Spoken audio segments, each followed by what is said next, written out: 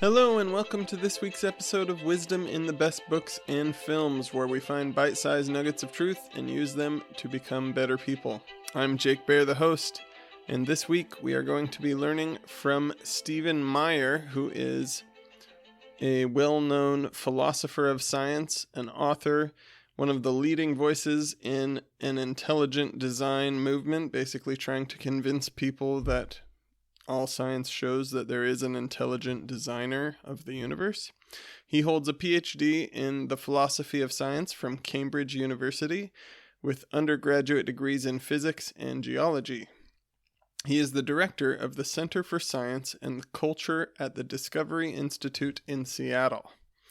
Meyer is best known for his books The Signature in the Cell, which examines the origin of biological information in DNA, Darwin's Doubt, which looks at the Cambrian explosion, whether or not evolution really looks like a reasonable way for man's creation, and The Return of the God Hypothesis, which is what we're going to be talking about today, which argues that the latest discoveries in cosmology, physics, and biology make the case for an intelligent cause behind the universe stronger than ever.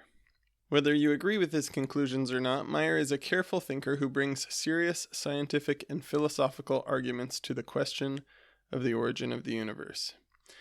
So this week we will be continuing our science-focused theme, but we will be turning a little more towards philosophy for a few weeks. As usual, if you enjoy the episode, please leave a review and share the show on Spotify or wherever you get it, Apple Podcasts, on Substack.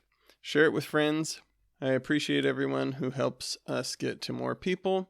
Before I get into the episode, I do want to point out that in the book Return of the God Hypothesis, Stephen Meyer goes into great detail about some of the actual scientific reasons to believe that there's a God. I don't do that in this episode, but his book, I think, is a fantastic book for reading for people that are struggling with faith because of scientific reasons or just because of any other reason that they say that it's not logical or something like that, where they're trying to do a more logic-based push away from God. I think personally that this book is one of the best that I've ever read as far as showing that God is very logical and makes a lot of sense. So, with that introduction, let's jump into this week's episode, which is titled, A Little Science Leads to Doubt, Deeper Science Restores Faith. Francis Bacon famously observed, "A little philosophy inclineth man's mind to atheism, but depth in philosophy bringeth men's minds about to religion." In my view, Western civilization has been living out this pattern for the last few centuries. During the Renaissance, the Enlightenment, and the early scientific revolutions, a little new knowledge made many believe humanity could explain everything without God. Quote-unquote sophisticated thinkers like Laplace claimed we had no need for the God hypothesis. But as science advanced, especially in the 20th century, those confident materialist assumptions faced serious challenges. Discoveries in cosmology, physics, and biology increasingly point towards design and fine-tuning rather than pure chance. As people gain real depth in natural philosophy, many are turning a corner. What once seemed like evidence against God now looks more like evidence for an intelligent cause. In Chapter 5 of Stephen C. Meyer's Return of the God Hypothesis, Meyer recounts the story of the great astronomer Alan Sandage. Sandage moved from strong agnosticism toward Christian belief, in part because of what he saw in the data. Quote, "I now have to go from a stance as a complete materialistic rational scientist and say this supernatural event to me gives at least some credence to my belief that there is some design put in the universe.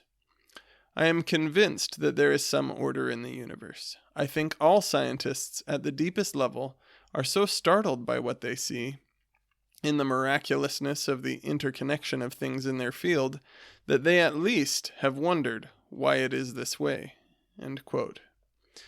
Sandage's experience is not unique. as our knowledge deepens, the universe looks less like a cosmic accident and more like a carefully crafted reality. In chapter 21 of the same book, Meyer describes a conversation with the philosopher Thomas Nagel, a committed atheist. Nagel candidly admitted that theism solves many philosophical problems, yet he still resisted it. As Nagel put it in 1997, "I hope there is no God. I don't want there to be a God. I don't want the universe to be like that." Meyer rightly points out that our personal desires and preferences are not reliable guides to truth. The coherence and explanatory power of theism remain significant points in its favor, regardless of what we might wish. This is something I've thought about a lot. I tend to approach faith through logic, evidence, and experience. One reason I'm drawn to my beliefs is that they make better sense of the world I observe than the alternatives. When people wrestle with doubt, whether from reading Richard Dawkins, struggling with the problem of evil, or any of a number of other challenges, I would gently ask, would your life really be richer and more coherent without any hope of a loving God who can heal every wound and redeem every wrong? In the end, I believe atheism requires more faith than belief in God, and it leads to a deeper emptiness that I, for one, would rather not embrace. The more we truly learn about the universe, the more reasonable it becomes to see the hand of a designer behind it all. And in my opinion, that designer's hand is not just a random one that doesn't care, but one who truly loves us and wants our best. That's the end of this week's episode. I hope you all enjoyed it. Come back next week for some more great learning we can get from different scientists and natural philosophers.